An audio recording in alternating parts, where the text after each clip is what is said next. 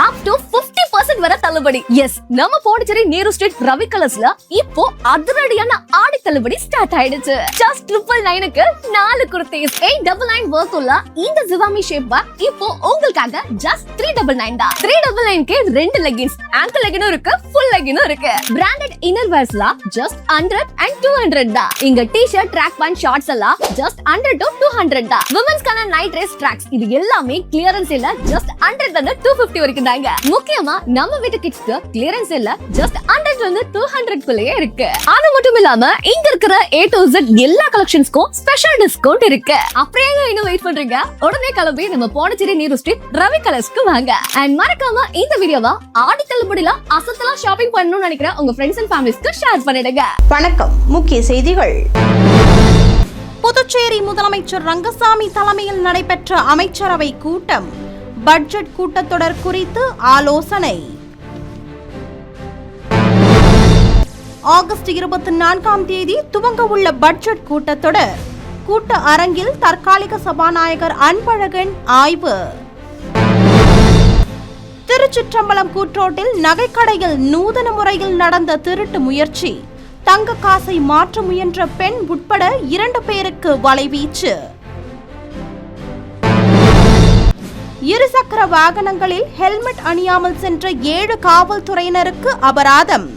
புதுச்சேரி போக்குவரத்து காவல்துறையினர் அதிரடி. இனி விரிவான செய்திகள். புதுச்சேரி சட்டசபையில் ஆகஸ்ட் 24ஆம் தேதி பட்ஜெட் கூட்டத்தொடர் துவங்க உள்ள நிலையில் இது தொடர்பான ஆலோசனை கூட்டம் முதலமைச்சர் ரங்கசாமி தலைமையில் நடைபெற்றது. புதுச்சேரியில் 16வது சட்டப்பேரவையின் முதல் பட்ஜெட் கூட்டத்தொடர் ஆளுநர் உரையுடன் ஆகஸ்ட் 24ஆம் தேதி தொடங்க உள்ளது. அன்று பிற்பகல் 3 மணி அளவில் நிதித்துறை பொறுப்பு வகிக்கும் முதலமைச்சர் ரங்கசாமி 2026-27ஆம் ஆண்டிற்கான நிதிநிலை அறிக்கையை தாக்கல் செய்கிறார்.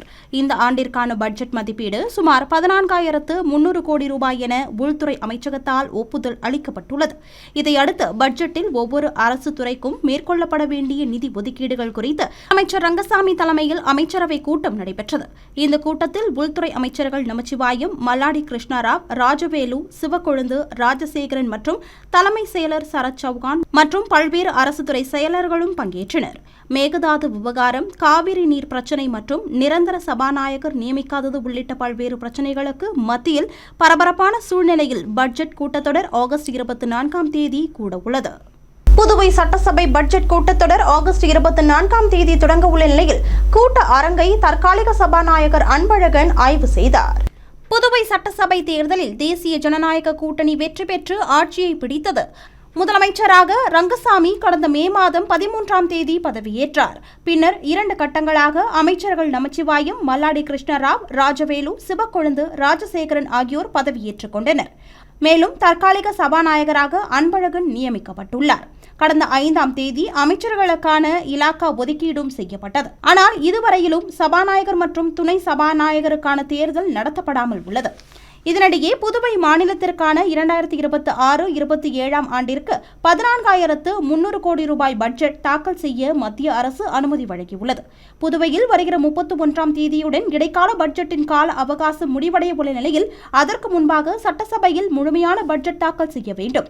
இதற்காக தற்காலிக சபாநாயகர் அன்பழகன் தலைமையில் புதுவை சட்டசபை கூட்டத்தொடர் வருகிற 24ஆம் தேதி தொடங்கி நடைபெறுகிறது.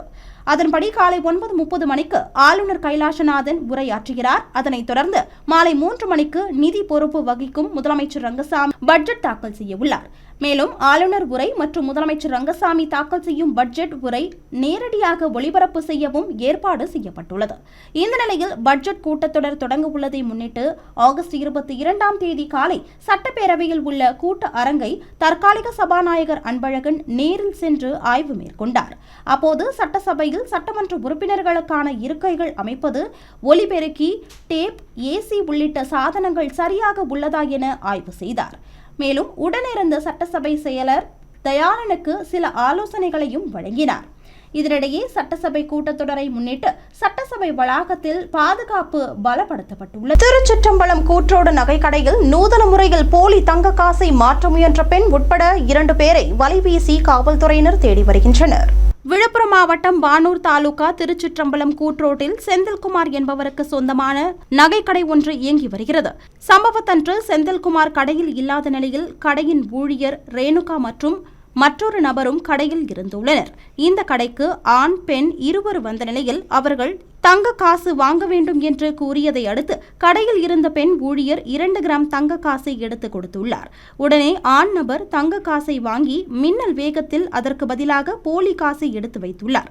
இதை கவனித்த கடை பெண் ஊழியர் அவரிடம் ஒரிஜினல் தங்க காசை தருமாறு கேட்டுள்ளார். இதனால் கடும் வாக்குவாதம் ஏற்பட்டது. ஒரு கட்டத்தில் அந்த ஆண் நபரை பெண் ஊழியர் பலார் என அறைந்து ஒரிஜினல் தங்க காசை சாமர்த்தியமாக பிடுங்கியுள்ளார். பின்பு பக்கத்து கடை வியாபாரிகளை அழைப்பதற்காக அவர் வெளியே சென்றபோது ஆண் பெண் இருவரும் வாக்குவாதம் செய்தபடியே கடையில் இருந்து தப்பி ஓடிவிட்டனர். இது தொடர்பான சிசிடிவி காட்சி வெளியாகி பரபரப்பை ஏற்படுத்தியுள்ளது. இந்த சம்பவம் குறித்து ஆரோவில் காவல்துறையினர் விசாரணை நடத்தி வருகின்றனர். இதே கடையில் கடந்த சில ஆண்டுகளுக்கு முன்பு சுவற்றின் ஓட்டை போட்டு நகை கொள்ளை அடிக்கும் முயற்சி நடந்தது குறிப்பிடத்தக்கது. மீண்டும் அதே கடையில் நகை கடைக்குள் புகுந்து தங்க காசை எடுத்து போலி தங்க காசை மாற்ற முயன்ற சம்பவம் அதிர்ச்சியை ஏற்படுத்தியுள்ளது.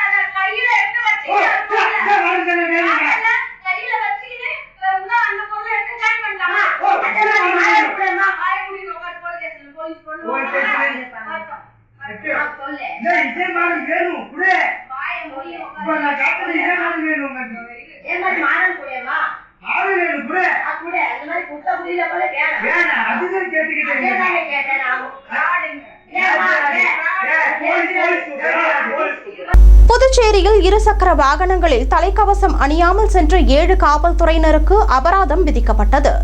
மோட்டார் வாகன சட்ட விதிகளின்படி இருசக்கர வாகனங்களில் செல்லும் போது தலைக்கவசம் அணிவது கட்டாயமாகும். அதன்படி புதுச்சேரி அரசு ஊழியர்கள் மற்றும் காவல்துறையில் பணியாற்றும் அனைவரும் இருசக்கர வாகனங்களில் செல்லும் போது தலைக்கவசம் கட்டாயம் அணிய வேண்டும் என்று ஏற்கனவே உத்தரவிடப்பட்டுள்ளது. மேலும் புதுச்சேரி காவல்துறை தலைமையக காவல் கண்காணிப்பாளர் மோகன்குமார் ஆகஸ்ட் 21ஆம் தேதி மீண்டும் காவல்துறையை சேர்ந்தவர்கள் கட்டாயம் ஹெல்மெட் அணிய வேண்டும் என்றும் மீறுபவர்கள் மீது சட்டப்படியும் துறை ரீதியாகவும் நடவடிக்கை எடுக்கப்படும் எனவும் எச்சரித்திருந்தார். இந்நிலையில் புதுச்சேரி போக்குவரத்து காவல்துறையினர் ஆகஸ்ட் 22ஆம் தேதி பல்வேறு இடங்களில் கண்காணிப்பு பணியில் ஈடுபட்ட போது கிழக்கு பிரிவில் தலைக்கவசம் அணியாமல் வந்த 3 காவலர்களுக்கும் வடக்கு பிரிவில் 4 காவலர்களுக்கும் அபராதம் விதிக்கப்பட்டது. இதேபோல் புதுவை நகர பகுதிகளுக்குள் காலை 7 மணி முதல் 10 மணி வரையும் மாலை 4 மணி முதல் இரவு 7 மணி வரையும் லாரி உள்ளிட்ட கனரக வாகனங்கள் இயக்கக்கூடாது என போக்குவரத்து காவல்துறையினர் எச்சரிக்கை விடுத்துள்ளனர். அதன்படி புதுவை லாஸ்பேட்டை கிழக்கு கடற்கரை சாலையில் ஆகஸ்ட் 22ஆம் தேதி காலை 7 மணிக்கு மேல் புதுவைக்குள் வந்த லாரிகளை போக்குவரத்து காவல்துறையினர் தடுத்து நிறுத்தினர். அந்த லாரிகளை காலை 10 மணிக்கு மேல் செல்ல அனுமதி வழங்கினர். இதுகுறித்து கூறும் லாரி ஓட்டுநர்கள் சென்னையில் இருந்து பொருட்களை ஏற்றிக்கொண்டு புதுச்சேரி கிழக்கு கடற்கரை சாலை வழியாக கடலூர், சிதம்பரம், காரைக்கால், நாகப்பட்டினம் உள்ளிட்ட பகுதிகளுக்கு சென்றபோது போக்குவரத்து காவல்துறையினர் தடுத்து நிறுத்துவதாகவும் வெளியூர் செல்லும் கனரக வாகனங்களை ராஜீவ்காந்தி சிலை, இந்திரா காந்தி சிலையை கடந்து செல்ல அனுமதிக்க வேண்டும் என்றும் கோரிக்கை விடுத்துள்ளனர். புதுச்சேரி கடற்கரை சாலையில் சுற்றுலா பயணி தவறவிட்ட கைப்பையை காவல்துறையினர் மீட்டு உரியவரிடம் ஒப்படைத்தனர். புதுச்சேரி கடலோர காவல் படையில் பணிபுரியும் ஊர் காவல்படை வீரர் வரதராஜன் என்பவர் ஆகஸ்ட் 22ஆம் தேதி காலை கடற்கரை சாலையில் பணியில் ஈடுபட்டுக் கொண்டிருந்தார். அப்போது கடற்கரை பகுதியில் ஒரு கைப்பை ஒன்று கேப்பாரற்று கிடந்துள்ளது. அந்த பையை கண்ட ஊர்காவல் படை வீரர் அதனை எடுத்து சோதனையிட்ட போது அதனுள் விலை உயர்ந்த செல்போன் ஒன்றும் 10,000 ரூபாய் ரொக்கமும் சில அடையாள ஆவணங்களும் இருந்துள்ளன. இதுகுறித்து அவர் காவல்துறை உயர் அதிகாரிகளுக்கு தகவல் தெரிவித்ததை அடுத்து அந்த பையில் இருந்த ஆவணங்களை வைத்து விசாரித்த போது அது கேரளத்தை சேர்ந்த ராஷ்மி என்பவருக்கு சொந்தமானதும் புதுவைக்கு சுற்றுலா வந்த இடத்தில் கைப்பையை தவறவிட்டதும் தெரியவந்தது. இதையடுத்து அவரை வரவழைத்து காவல்துறையினர் பணம், செல்போன் அடங்கிய கைப்பையை அவரிடம் ஒப்படைத்தனர். புதுச்சேரியில் நிகழ்ந்த நிழல் இல்லா நாளை மாணவர்கள் தெரிந்து கொள்ளும் வகையில் அறிவியல் இயக்கம் சார்பில் செயல்முறை விளக்கம் அளிக்கப்பட்டது. ஒவ்வொரு ஆண்டும் 2 நாட்கள் மட்டுமே சூரியன் சரியாக கிழக்கே உதித்து மேற்கே மறையும். அன்று நேர்கோட்டில் வருவதால் நிழல் இல்லாத நிலை உருவாகும்.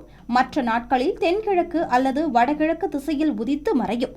அதன்படி ஆகஸ்ட் 22ஆம் தேதி நிழல் இல்லாத நாள் நடைபெற்றது. இதனை பொதுமக்கள், மாணவர்கள் அறிந்து கொள்ளும் வகையில் புதுவை அறிவியல் இயக்கம் சார்பில் ரயில் நிலையம் எதிரே உள்ள இருதய ஆண்டவர் பள்ளி வளாகத்தில் ஏற்பாடு செய்யப்பட்டிருந்தது. காலை 11 மணி முதல் மதியம் 12:15 மணி வரை நடைபெற்ற இந்த நிகழ்ச்சியின் போது மாணவ மாணவிகள் கைகளை கோர்த்து நின்று மனித வளையத்தை ஏற்படுத்தி நிழல் இல்லா நிலையை உருவாக்கியிருந்தனர். இதேபோல் அங்கு ஏராளமான பொருட்களை வைத்து அதில் நிழல் இல்லாத நிலையை காண முடிந்தது.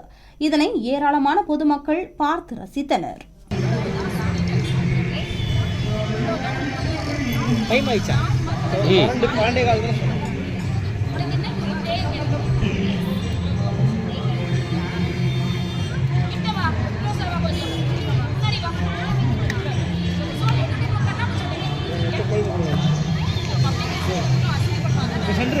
புதுச்சேரி மக்கள் மன்றத்தில் 37 புகார்களுக்கு உடனடியாக தீர்வு காணப்பட்டுள்ளது.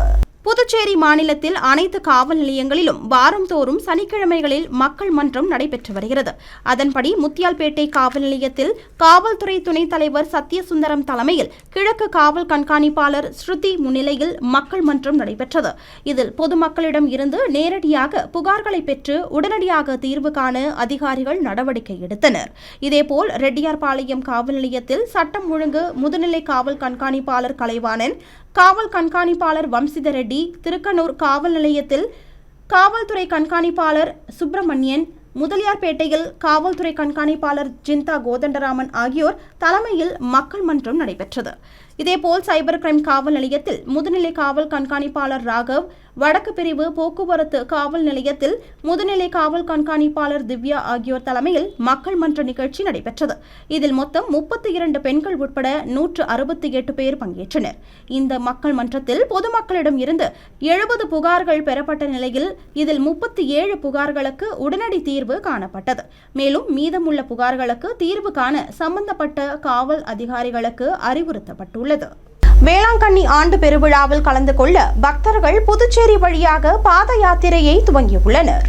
நாகை மாவட்டம் வேளாங்கண்ணியில் புனித ஆரோக்கிய மாதா பேராலயம் அமைந்துள்ளது. இந்த பேராலயத்தில் ஒவ்வொரு ஆண்டும் பெருவிழா நடத்தப்படுவது வழக்கமாகும். பெருவிழாவை காண ஒரு வாரத்திற்கு முன்னதாகவே சென்னை, திண்டிவனம், மரக்காணம், கோட்டக்குப்பம் ஆகிய பகுதியை சேர்ந்த கிறிஸ்தவர்கள் பாத யாத்திரையாக செல்வது வழக்கம்.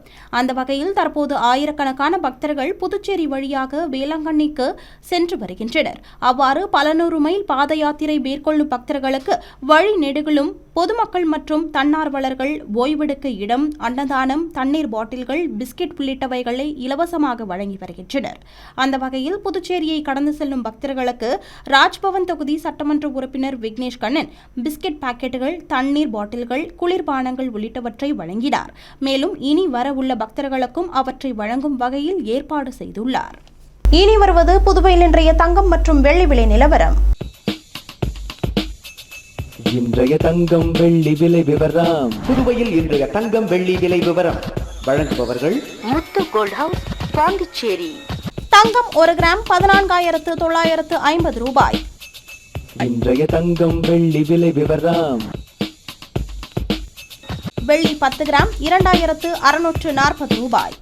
இத்துடன் செய்திகள் நிறைவடைந்தன. மீண்டும் ஏஎம்என் செய்திகள் இரவு 7 மணிக்கு. வணக்கம். புதுச்சேரி உங்கள் ஏஎம்என் டிவி செய்திகளை யூடியூபில் உடனுக்குடன் காண ஏஎம்என் டிவி பாண்டிச்சேரி சேனலை சப்ஸ்கிரைப் செய்யுங்கள். பெல் பட்டனை மறக்காமல் கிளிக் செய்யுங்கள்.